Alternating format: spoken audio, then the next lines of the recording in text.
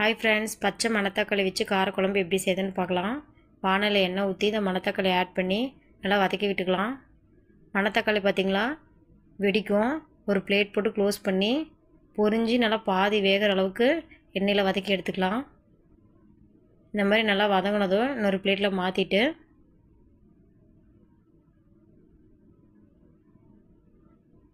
அந்த எண்ணெயோட இன்னும் கொஞ்சம் எண்ணெய் சேர்த்தி கடுகு, சீரகம், வெந்தயம், கொஞ்சமாக பெருங்காயத்தூள் ஆட் பண்ணி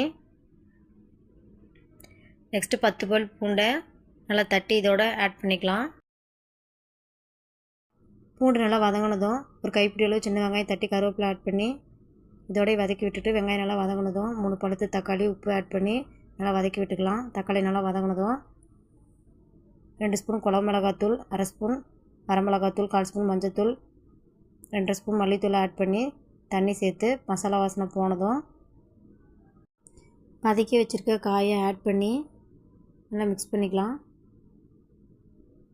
நான் ஒரு சின்ன நெல்லிக்காய் சைஸ் புளி ஊற வச்சுருக்கேன். அதை கரைச்சி இதோட ஆட் பண்ணி தேவையான அளவு தண்ணி சேர்த்து க்ளோஸ் பண்ணி வேக வச்சுக்கலாம்.